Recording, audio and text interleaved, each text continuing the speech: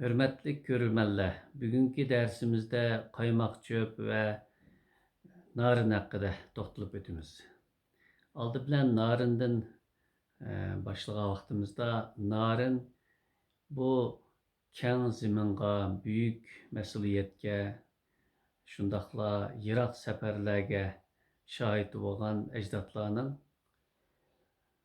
o'zini, oilasini va mushu jamiyatni kuchlik, quvvatlik, irodalik tutib turish uchun ijod qilgan yemekliklardan biri bo'lib, o'ziniki ho'l issiq tabiati bilan qon ko'paytirish, tanni quvvatlash, so'ngakni chingitish, börekni quvvatlash qatorliq jihatlardagi rollari bilan tarixdan buyon ijod qilingan zamonlardan buyon hozirgachilik iste'molni bayram qilib kelyotidi. Bu tamoq tuz, go'sht, kavochin, zanjibil, yog' va boshqa xurishlar bilan etilishi bilan oziqliqlarning tampon va sifatlik va boy bo'lishini ta'min etib kelgan. Shuning uchun narin mayli oila oziqliq jihatdan bo'lsin yoki mehmon kutilish jihati bo'lsin, dasturxonimizniki shoyi va to'rdan iborat. Odatda mehmonlarniki yaqinligi, ehtiyoji, shundaqla bizniki imkonlarimizga qaragan vaqtida narin mehmonlarni cho'ng ko'rganlik, ularni ustun, sharaflik va mo'l dasturxon bilan kutib olganligimiz hisoblanadi. Narinninki etilishi onunga salgan xurishlardan muhim. Narin etilayotgan vaqtida cho'qim qozon beshikdan ayrılmaslik, onun vaqti, her bir xurishning silish usuli, shundaqla onun rengi qatorliqlarga nihoyat diqqat bilan qarash lozim. Demek narin yemek bo'lish bilan birga o tarixni eslatadigan, tibobatni her minutimizda yaşatadigan ve evlatlarni salomatlik, tarix ve medeniyet jihatda yaxshi yetildirishimizdagi darslik sifatida qo'llanadigan tamoq turlarimizdan hisoblanadi. Narinni haftada 2 qatim etib iste'mol qilishga muvofiq keladi. Endi eg'ir kelib qolgan yoki oshqozonda ko'pish paydo qilib qo'yadigan ahvollar ko'rilgan vaqtida heliyle, beliyle ve yoki bo'lmasa yeşil ko'ktatlar bilan yog' ve ho'llikni tozalash, parchalash, eritish mumkin. Endi narinniki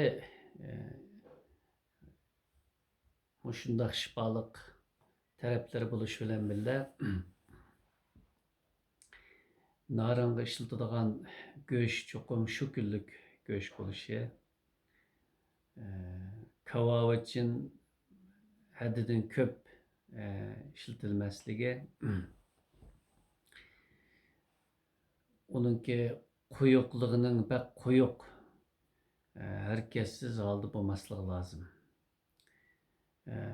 Anandan keyin sho'rpisiniki ustini elib o'tish, lash aralashib qolish va har xil cho'p, axlat shaklida ko'rinib qolmasligiga ahamiyat berish lozim. Andiki tamoqimiz qaymoq cho'p. Qaymoq cho'pni etishda cho'pni yopurmoq shaklda kesib 10 minut atrofida qaynatib, uningdan keyin obdan sudan o'tkazib o'tgandan keyin orasiga qaymoq yeyip bir qavat qaymoq sürüp bo'lgandan keyin üstüge yana bir qavat çöp, onun üstüge qaymoq yeyip yana üstüge çöp yeyip şu şekilde dasturxonga ilib chiqamiz.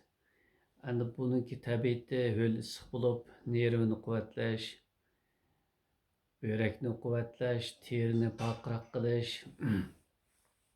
yaxshi qon paydo qilish jihatda roli ustun.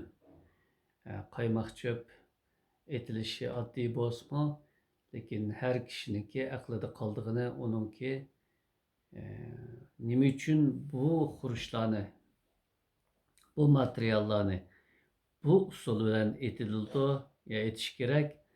Mana bu asos egallaydiganimiz shu.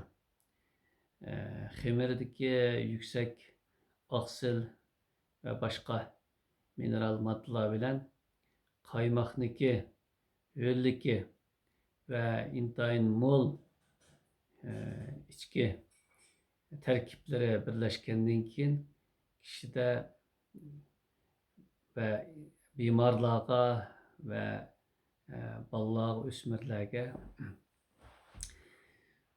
kuvvet beriş, kemlikni to'ldirish, charchashni ketkizish, bedenni quvvatlash jihatlarda mol tarkib ve asosga ega bo'lgan bo'ladi. Shuning uchun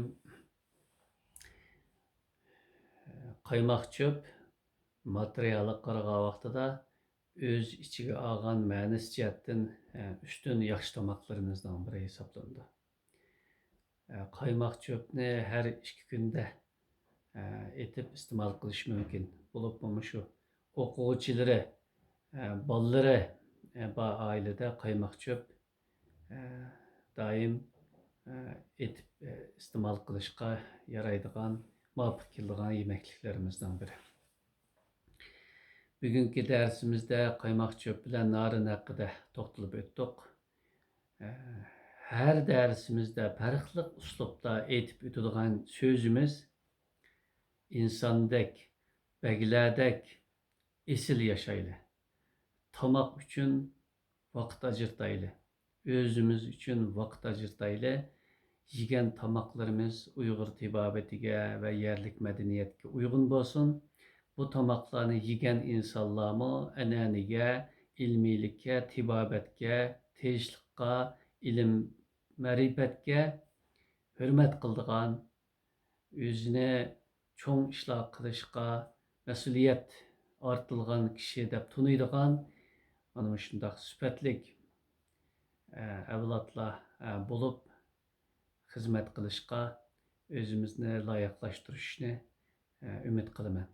Bu yemek içmeklerimiz ameliyatda bizga mana şu yuqorida tilga ilib o'tgan mesuliyet, bilim ve aqlni bizga yüklaydi ve bizga mushunda bo'lishni, mushunda bo'lishga vazifa berdi. Biz bunu yeb turib, bununla loyiq bo'lolmasak, biz qarzga bo'g'ilgan ve yoki bo'lmasa vazifani ado qilolmagan o'rin manqurtqa hesap bo'lib qolamiz. Şuna yemekler biz tarafından etiliş bilen billa yemekler bizge biz buluşunu, doğru buluşunu, mesuliyetlik buluşunu, bilimlik buluşunu işaret kılıdı ve bizge mana şundaq ma'nilarni yükleydi. Şununla yigen tamıqımızın hakkını ötüşümüz, onunla layık buluşumuz lazım. Bugünkü dersimiz müşagici oldu. Xeyr xoş.